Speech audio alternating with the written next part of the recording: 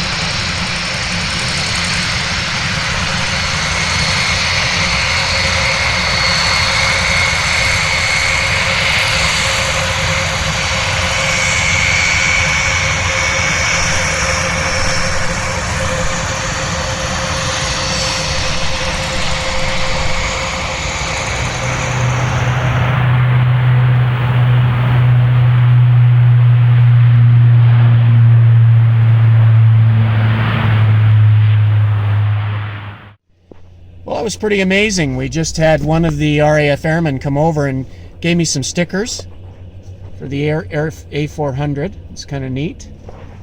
And a postcard that has a picture of the A400. That was very kind of them to come over.